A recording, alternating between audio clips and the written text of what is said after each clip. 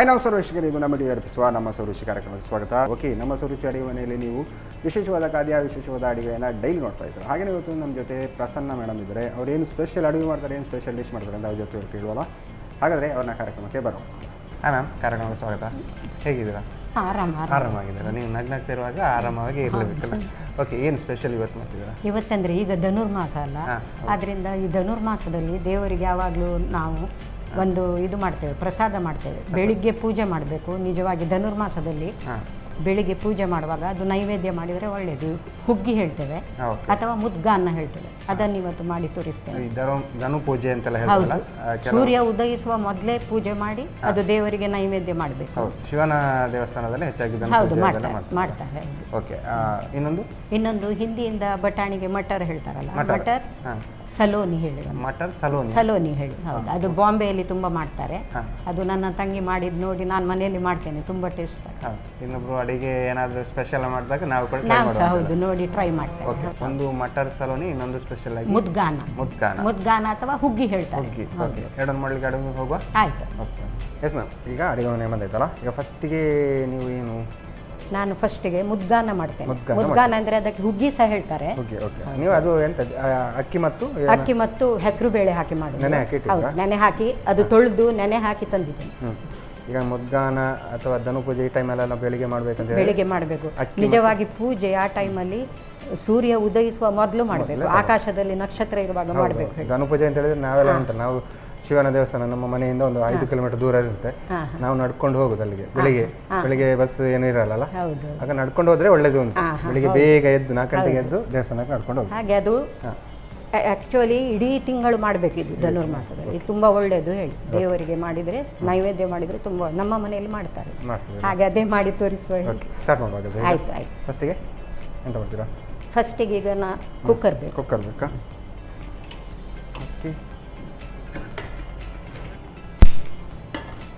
ಇದಕ್ಕೆ ತುಪ್ಪ ಹಾಕಬೇಕು. ದೇವರಿಗಲ್ಲ, ಅದರಿಂದ ತುಪ್ಪ ಹಾಕುದು.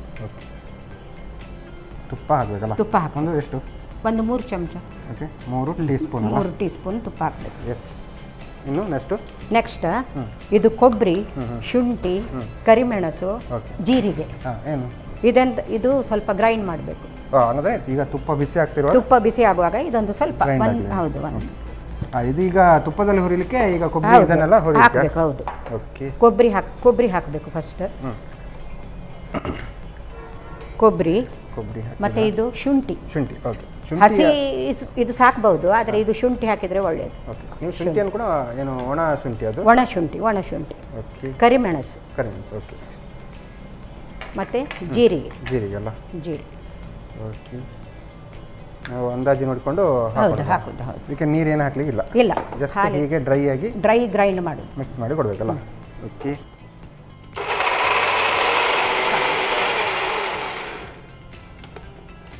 ಸಾಕಾಗುತ್ತಾ? ಸಾಕು.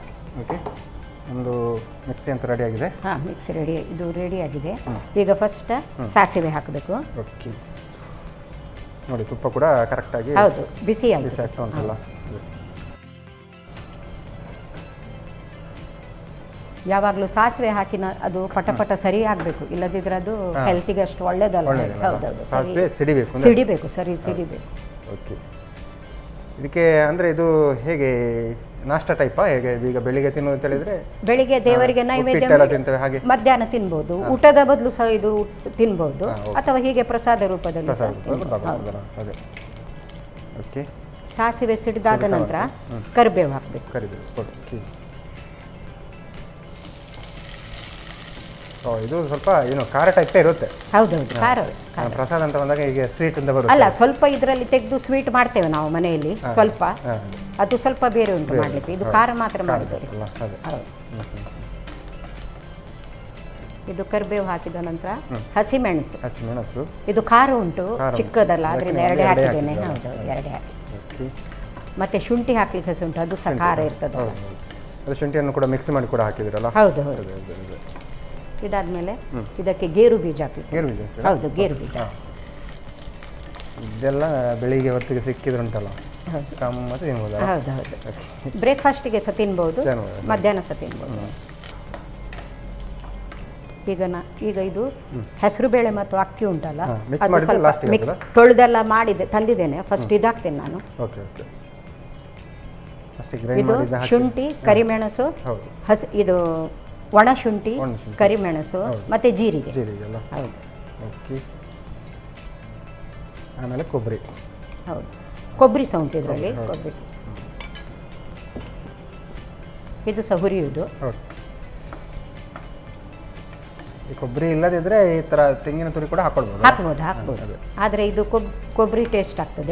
ಇಲ್ಲದಿದ್ರೆ ತೆಂಗಿನ ತುರಿ ಲಾಸ್ಟ್ ಹಾಕ್ಬೋದು. ಹಂಗೂ ಹೌದು, ಅದೇ ನಾವೇನು ಈಗ ಏನು ಅಕ್ಕಿ ಎಲ್ಲ ಬೆಂದ ನಂತರ ತೆಂಗಿನ ತುರಿ ಹಾಕ್ಬೋದು ಲಾಸ್ಟ್ ಹಾಕ್ಬೋದು.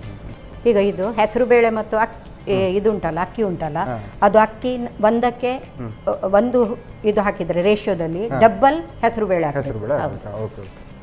ಒಂದರ ಡಬ್ಬಲ್.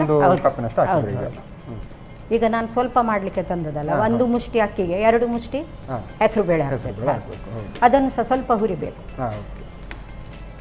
ಜಾಸ್ತಿ ಅಲ್ಲ, ಸ್ವಲ್ಪ ಬಿಸಿ ಆಗ್ಬೇಕು ಅಷ್ಟೇ.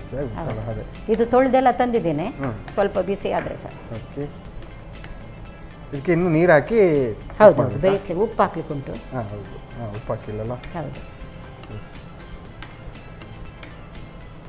ಸ್ವಲ್ಪ ಬಿಸಿ ಆದರೆ ಸಾಕು. ಮತ್ತು ಇದಕ್ಕೀಗ ಉಪ್ಪು ಹಾಕಬೇಕು. ರುಚಿಗೆ ತಕ್ಕಷ್ಟು ಉಪ್ಪಲ್ಲ? ರುಚಿಗೆ ತಕ್ಕಷ್ಟು ಉಪ್ಪು. ಇನ್ನು ಸ್ವಲ್ಪ ನೀರು ಹಾಕಬೇಕು. ನೀರು ಹಾಕಬೇಕು. ಅಲ್ಲ, ಸ್ವಲ್ಪ ಜಾಸ್ತಿ ಹಾಕ್ಬೋದು ಇದಕ್ಕೆ ನೀರು.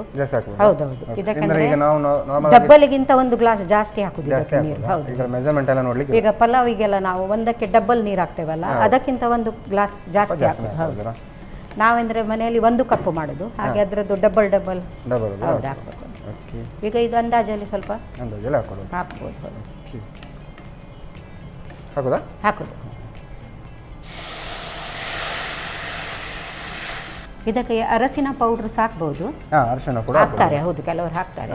ಇವತ್ತು ನಾನು ಹಾಕಿಲ್ಲ. ಹೌದು, ಚಂದ ಬರ್ತದೆ ಕಲರ್. ನಾನು ದೇವರಿಗೆ ಮಾಡುವಾಗ ಅರಸಿನ ಎಲ್ಲ ಹಾಕುದಿಲ್ಲ, ಇಷ್ಟೇ ಮಾಡುದು. ಹೌದು, ಹಿಂಗು ಹಾಕ್ಬೋದು, ಆದ್ರೆ ನಾವು ದೇವರಿಗೆ ನೈವೇದ್ಯಕ್ಕೆ ಹಿಂಗು ಹಾಕುದಿಲ್ಲ. ಹೌದು, ಇಲ್ಲದಿದ್ರೆ ಹಿಂಗು ಹಾಕ್ಬೋದು. ಅರಸಿನ ಹುಡಿ ಹಾಕ್ಬೋದು. ಇನ್ನು ಸ್ವಲ್ಪ ಹಾಕಬೇಕು ನೀರು. ಸಾಕು. ಇನ್ನೊಂದು 2 ವಿಷಲ್ ತೆಗೆಯುದು. 2 ವಿಷಲ್ನಷ್ಟು ಈಗ ಕುಕ್ ಆಗಬೇಕಲ್ಲ?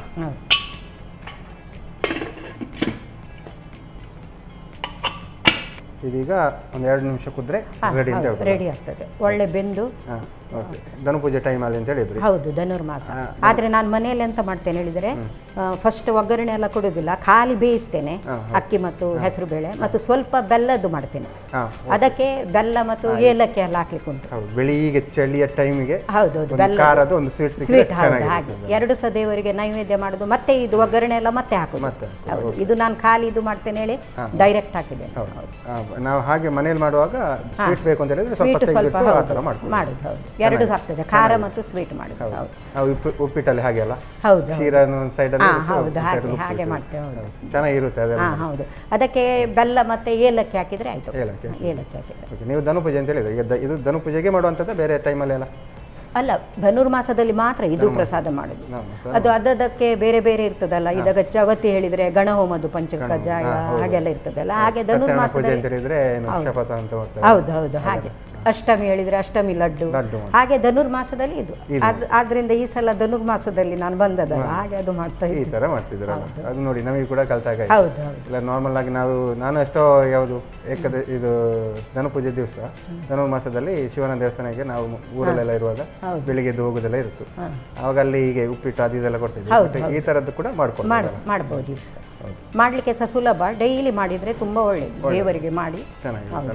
ಮತ್ತೆ ಹೆಸರು ಬೇಳೆ ಎಲ್ಲ ತಂಪು ಅಲ್ಲ, ಈ ಮಾಸದಲ್ಲಿ ಸ್ವಲ್ಪ ಚಳಿ ಅಲ್ಲ, ಅದಕ್ಕೆ ತಿನ್ನುವಾಗ ಅದು ಹೆಲ್ತಿಗೆ ಸಹ ಒಳ್ಳೆಯದು. ಮತ್ತೆ ಅದಕ್ಕೆ ಇದೆಲ್ಲ ಹಾಕ್ತೇವಲ್ಲ, ಕರಿಮೆಣಸು, ಅದೆಲ್ಲ ಒಳ್ಳೇದು. ಶುಂಠಿ ಆರೋಗ್ಯಕ್ಕೆ ಒಳ್ಳೇದು. ಓಕೆ, ಹಾಗಾದ್ರೆ ಈಗ ಬೇಲಿ ಅಲ್ಲ? ಹೌದು.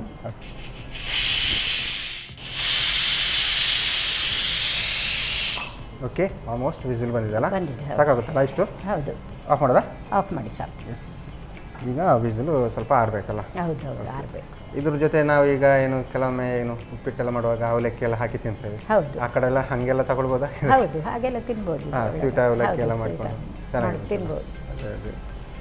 ನೀವೆಲ್ಲ ಈಗ ಅದೇ ಪೂಜೆ ಅಂತ ಇರುವಾಗ ಈಗ ಬೆಳಿಗ್ಗೆ ಎದ್ದು ದೇವಸ್ಥಾನಕ್ಕೆ ಹೋಗಿ ಈ ಥರದ ಅಲ್ಲ, ನಮ್ಮ ಮನೆಯಲ್ಲೇ ದೇವರ ಪೂಜೆ ಉಂಟು. ಹಾಗಾಗಿ ಹಾಗೆ ಬೆಳಿಗ್ಗೆ ಸಂಜೆ ಪಕ್ಕನೇ ಹೋಗ್ತೇವೆ ನಾವು, ಬೆಳಿಗ್ಗೆ ಮನೆಯಲ್ಲೇ ಇರ್ತೇವೆ. ಹೌದು. ಓಕೆ, ಎಸ್ ಮ್ಯಾಮ್, ಆಲ್ಮೋಸ್ಟ್ ಈಗ ಆರಿದೆ ಅಂತ ಕಾಣುತ್ತಲ್ಲ? ಹೌದು. ತೆಗಿಯೋಣ. ಆಯ್ತು. ಒಂದು ಸೌಟು ಬೇಕಲ್ಲ? ಆಗಿದೆ. ಹೌದು, ಆಗಿದೆ. ಎಷ್ಟು ನೀರು ಬೇಕಾಗುತ್ತಾ? ನೀರು ಬೇಕಾಗ್ತದೆ. ಹೌದು, ಬರೀ ಡ್ರೈ ಮಾಡೋದಲ್ಲ ಇದು. ಡ್ರೈ ಮಾಡೋದಲ್ಲ? ಡ್ರೈ ಮಾಡೋದು. Okay okay. ಡ್ರೈ ಬೇಕಂದ್ರೆ ಇನ್ನೊಂದು ಮತ್ತೆ ಸ್ವಲ್ಪ ಹೊತ್ತಲ್ಲಿ ಡ್ರೈ ಆಗ್ತದೆ. ಆಲ್ರೆಡಿ ನಾವು ಡ್ರೈ ಮಾಡಿದ್ರೆ ಮತ್ತೆ ಒಟ್ಟು ಇದಾಗ್ತದೆ, ಡ್ರೈ. ಹೌದು, ಇದು ಇನ್ನು ಸ್ವಲ್ಪ ಹೊತ್ತು ಬಿಟ್ಟರೆ ಡ್ರೈ ಆಗ್ತದೆ. ಓಕೆ. ಆರಿದ ನಂತರ ಸ್ವಲ್ಪ ಡ್ರೈ ಆಗದಿದ್ರು ಕೂಡ ಈ ಥರ ಒಂದು ಸ್ವಲ್ಪ ನೀರು ಕೂಡ ಚೆನ್ನಾಗಿರ್ಬೋದು. ಚೆನ್ನಾಗಿರ್ತದೆ. ಓಕೆ, ನೋಡಿ ಗೋಡಂಬಿ ಎಲ್ಲ ಹಾಕಿದ ಕಾರಣ ಚೆನ್ನಾಗಿ ಕಾಣ್ತಾ ಉಂಟು. ಗಮ್ಮತ್ತಾಗಿ ಬಂದಿದೆ. ಗೋಡಂಬಿ ಕೂಡ ಬೆಂದಿರ್ಬೋದಲ್ಲ? ಹೌದು. Okay, yes. ಇನ್ನು ಆಯ್ತು, ಸರ್ವ್ ಮಾಡೋದಲ್ಲ? ಸರ್ವ್ ಮಾಡಿ. Okay, yes. ಈಗ ಸರ್ವ್ ಮಾಡೋದಲ್ಲ? ಸರ್ವ್ ಮಾಡಿ. ಓಕೆ. ಧನುರ್ಮಾಸದಲ್ಲಿ ಮಾಡುವ ಪ್ರಸಾದದ್ದು ಇದಕ್ಕೆ ಮುದ್ಗಾನ್ನ ಅಥವಾ ಹುಗ್ಗಿ ಹೇಳ್ತೇವೆ. ಹುಗ್ಗಿ. ಹೌದು, ಮುದ್ಗಾನ್ನ ಇಲ್ಲಾಂದ್ರೆ ಮುದ್ಗಾನ್ನ ಅಥವಾ ಹುಗ್ಗಿ. ಮುದ್ಗಾ ಅನ್ನ ಅಲ್ಲ? ಮುದ್ಗಾನ್ನ. ಓಕೆ, ನೋಡಿ ಪರಿಮಳ ಅಂತ ಗಮನ ಅಂತ ಬರ್ತಾ ಉಂಟು. ಆಮೇಲೆ ಗೋಡಂಬಿ ಹಾಕಿಕೋಣ, ಗಮ್ಮತ್ ಅಂತ ಟೇಸ್ಟ್ ಇರ್ಬೋದು. ಟೇಸ್ಟ್ ನೋಡೋಲ್ಲ ಹಾಗಾದ್ರೆ? ಹೌದು. ಓಕೆ, ಪ್ರಸನ್ನ ಮ್ಯಾಮ್ ಸಾಕಾಗಿರುವಂತಹ ಮುದ್ಗಾನ್ನ ಅಂತೂ ರೆಡಿ ಮಾಡಿ ಕೊಡ್ತಾರೆ. ಗಮನ ಅಂತ ಪರಿಮಳ ಹಾಗೆ ಬರ್ತಾ ಉಂಟು. ನಾನು ಟೇಸ್ಟ್ ಮಾಡೋಕೆ ಮುಂಚೆ ಇದನ್ನು ಹೇಗೆ ಮಾಡೋದು ಅಂತ ನೋಡ್ಕೊಂಬಂದು. ಮುದ್ಗಾನ್ನ ತಯಾರಿಸುವ ವಿಧಾನ. ಮೊದಲಿಗೆ ಅರ್ಧ ಕಪ್ ಕೊಬ್ಬರಿ, 2 ಚಮಚದಷ್ಟು ಒಣಶುಂಠಿ, 1 ಚಮಚ ಕರಿಮೆಣಸು, 1 ಚಮಚ ಜೀರಿಗೆಯನ್ನು ತರಿತರಿಯಾಗಿ ರುಬ್ಬಿಕೊಳ್ಳಿ. ನಂತರ ಸ್ವಲ್ಪ ತುಪ್ಪವನ್ನ ಬಿಸಿ ಮಾಡಿಕೊಂಡು ಸಾಸಿವೆ ಸಿಡಿಸಿ ಕರಿಬೇವು, ಹಸಿಮೆಣಸು, ಗೋಡಂಬಿ, ಪುಡಿ ಮಾಡಿದ ಮಸಾಲೆ ಹಾಕಿ ಒಗ್ಗರಣೆ ಮಾಡಿಕೊಂಡು ಬೆಳ್ತಿಗೆ ಅಕ್ಕಿ ಹಾಗೂ ಅದರ 2 ಪಟ್ಟು ಹೆಸರು ಬೇಳೆ ಸೇರಿಸಿ ಹುರಿಯಿರಿ. ಸ್ವಲ್ಪ ಹುರಿದ ನಂತರ ರುಚಿಗೆ ತಕ್ಕಷ್ಟು ಉಪ್ಪು, ಅಕ್ಕಿ ಹಾಗೂ ಬೇಳೆಯ 3 ಪಟ್ಟು ನೀರು ಹಾಕಿ 2 ವಿಸಿಲ್ ಬರುವವರೆಗೂ ಬೇಯಿಸಿ. ಈಗ ಬಿಸಿ ಬಿಸಿಯಾದ ಹುಗ್ಗಿ ಸವಿಯಲು ಸಿದ್ಧ. ನಮ್ಮ ಟಿವಿ ಫೇಸ್ಬುಕ್ ಪೇಜ್ ನ ಲೈಕ್ ಮಾಡಿ, ಯೂಟ್ಯೂಬ್ ಚಾನೆಲ್ ನ ಸಬ್ಸ್ಕ್ರೈಬ್ ಮಾಡಿ. ನಮ್ಮ ಎಲ್ಲ ಯೂಟ್ಯೂಬ್ ವಿಡಿಯೋ ಅಪ್ಡೇಟ್ಸ್ಗೆ ಬೆಲ್ ಐಕಾನ್ ಕ್ಲಿಕ್ ಮಾಡಿ. ನಮ್ಮ ಟಿವಿ, ಕರಾವಳಿ ಕರ್ನಾಟಕದ ನಾಡಿಮಿಡಿತ.